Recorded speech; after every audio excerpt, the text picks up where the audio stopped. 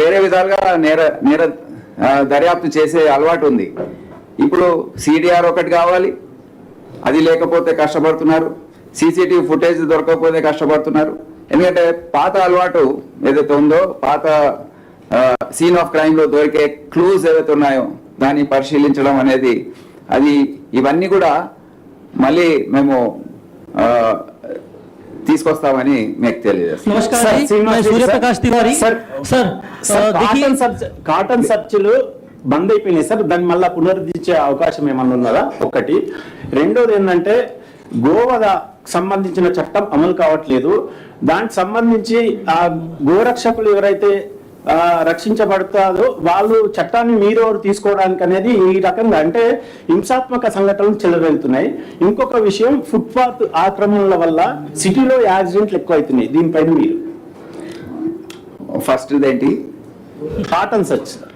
Cotton search అనేది చాలా useful tool అన్నమాట. పోలీస్ చేతుల్లో చాలా మనకు ఒక అడ్వాంటేజ్ ఇచ్చే ఆపరేషన్ అది, కార్డినెన్స్ సర్చ్ ఆపరేషన్. అయితే విచ్చలవిడిగా చేస్తే వ్యక్తిగత హక్కులకు భంగం కలుగుతుందని కోర్టు కేసులు కొన్ని జరిగాయి.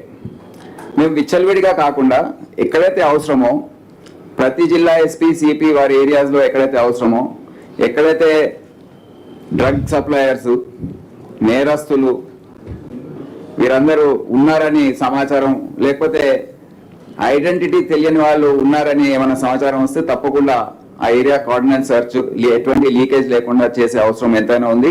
ఇది శాంతి భద్రతలు కాపాడడంలో చాలా కీలకమైన అంశం. సో మేము కోర్టు కూడా ఈ విధంగా తెలియజేసి మేము టేకప్ చేస్తాం. రెండవది, ఇప్పుడు మనకు బక్రీద్ కూడా వస్తుంది. బక్రీద్ సందర్భంలో మన అందరికి తెలుసు ఈ అంశం చాలా కీలకమైంది, సెన్సిటివ్ ఇష్యూ. అందుకని మా విధానం ఏముంటుందంటే ఇటువంటి అంశాల్లో కేవలం పోలీసే దీన్ని ట్యాకిల్ చేస్తుంది, ఎవరు కూడా రోడ్డు పైన రావడానికి లేదు. సో మేము సిటీ పోలీస్లో కూడా గోరక్షక్ సంస్థలతో మాట్లాడాం. ఎందుకంటే మీరు వస్తే మళ్ళీ ఆపోజిట్ సైడ్ కూడా వస్తారు. సో ఎవరు కూడా రావద్దు, మేము ఒక హెల్ప్ లైన్ నంబర్ ఇస్తాం, దానికి ఫోన్ చేయండి, మేము స్పందిస్తాం, తప్పకుండా స్పందిస్తాం. ఎందుకు స్పందించాం, యాక్షన్ తీసుకుంటాం. అండ్ దాన్ని బట్టి ఏదైతే చట్ట ప్రకారం ఏదైతే చేసేది ఉందో అది తప్పకుండా సిటీ పోలీసే కాదు, చుట్టుపక్కల ఉన్న కమిషనరేట్స్ దీంట్లో చాలా కీలకమైన పాత్ర. వాళ్ళు చెక్ పోస్టులు పెట్టుకోవాలి. మన రాష్ట్రంలో రాకుండా అక్కడ జిల్లాల్లో ఎంట్రీ పాయింట్స్ ఉన్నాయి, అక్కడ కూడా చెక్ పోస్ట్ పెట్టుకోవాలి. ప్రతి జిల్లా ఎస్పీ సిపిలు కూడా వాళ్ళు దీంట్లో సహకరించే అవసరం ఎంతైనా ఉందని తెలియజేస్తున్నాను. ఫుట్పాత్ లో మీకు తెలుసు ఆపరేషన్ రోప్ మనం చేసినప్పుడు ఫుట్పాత్ లో పైన ఎంక్రోచ్మెంట్ తీసేసినప్పుడు మనకు యావరేజ్ స్పీడ్ 19 నుంచి 23 పెరిగింది. అది మీ కళ్ళారా మీరు చూస్తారు. సో తప్పకుండా ఫుట్పాత్ లో ఎంక్రోచ్మెంట్ ఎందుకు తీయాలంటే ఆ క్యారేజ్ వే ఏదైతే ఉందో అది తగ్గిపోతూ ఉంటుంది ఎంక్రోచ్మెంట్స్ వల్ల. దానివల్ల ఏదైతే రోడ్డు ఉందో, మార్గం ఉందో అది తగ్గిపోతూ ఉంటుంది, వాహనాలు వెళ్ళే దారి తగ్గిపోతూ ఉంటుంది, యావరేజ్ స్పీడ్ తగ్గిపోతుంది. ఏదైతే ఫుట్పాత్ ఉన్నాయో మనుషులు నడవడానికి, దానిపైన చిన్న చిన్న తోపుడు బండ్లు దుకాణాలు పెట్టుకొని దాన్ని వ్యాపారం లాగా మార్చి అదంతా చేసే, అందుకే ఈ traffic safety and road safety bureau ఏదైతే ఉందో ఆ చేసే పని ఇదే ఉంటుంది. ముఖ్యంగా రాష్ట్ర వ్యాప్తంగా ఈ ఆపరేషన్స్ ఏవైతే ఉన్నాయో అవి ఒకే విధానంతో నడిపించే అధికారం ఈ బ్యూరోకు ఉంటుందని మీకు తెలియజేస్తాను. తప్పకుండా ఆ బ్యూరో క్రియేట్ చేసినప్పుడు ఏదైతే మేము ఏజెన్సీని పునర్వ్యవస్థీకరిస్తున్నామో దాంట్లో ఈ బ్యూరో కూడా కొద్దిగా ఇవ్వడం జరుగుతుంది. తప్పకుండా నార్కోటిక్స్ బ్యూరోకి ఇచ్చాము, సైబర్ సెక్యూరిటీ బ్యూరో ఇచ్చాము, అదేవిధంగా traffic and road safety bureau కూడా ఈ విధంగా సిబ్బంది కేటాయించి, దానికి నిధులు కేటాయించి, దానికి హెచ్ఓడి స్టేటస్ ఇచ్చి వారు రాష్ట్ర వ్యాప్తంగా ఈ పని చేసే విధంగా చేస్తారు. సార్ ఇప్పుడు తెలంగాణ పోలీసులు అంటేనే దేశంలో ఏ కేసు తేలకపోయినా తెలంగాణ పోలీసులు టార్గెట్ చేస్తే దొరుకుతారు. ఇప్పుడు సివిఆర్ గారు versus AI. So AI technology అనేది ఆల్రెడీ మీరు ట్రాఫిక్ లో కూడా మన సైబరాబాద్ కమిషనరేట్ లో అవలంబించారు సార్.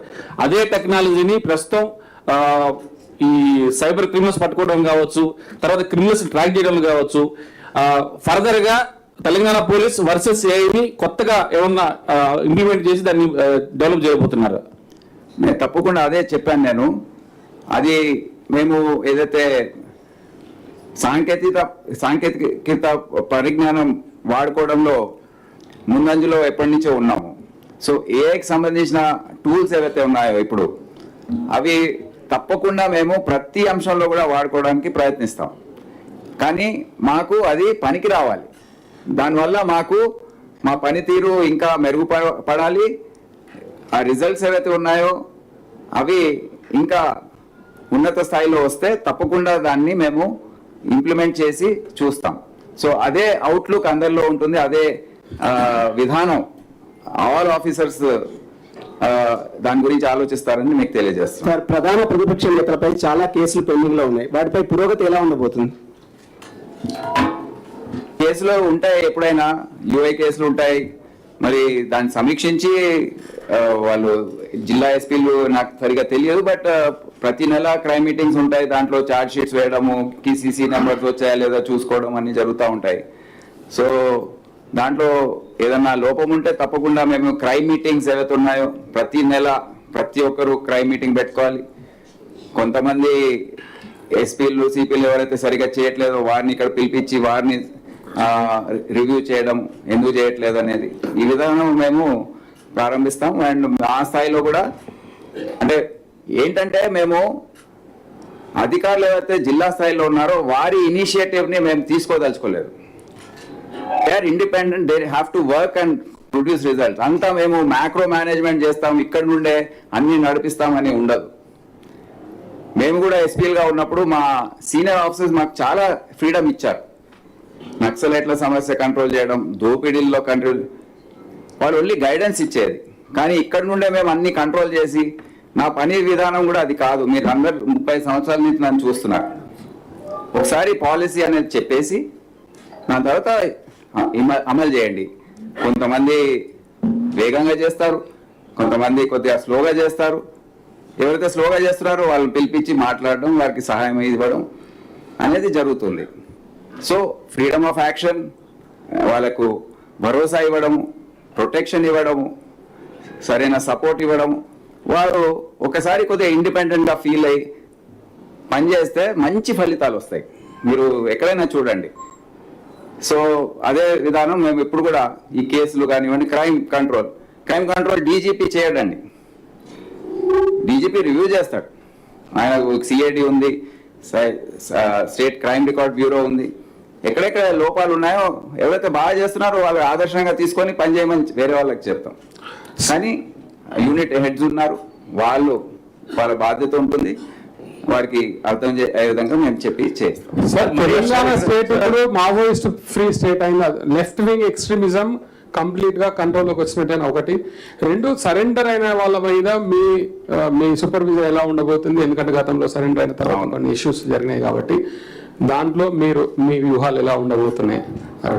ఇప్పుడు ఎన్నో సంవత్సరాల తర్వాత, దాదాపు 40 సంవత్సరాల తర్వాత మనకు ఈ రోజు మనం చూస్తున్నాం.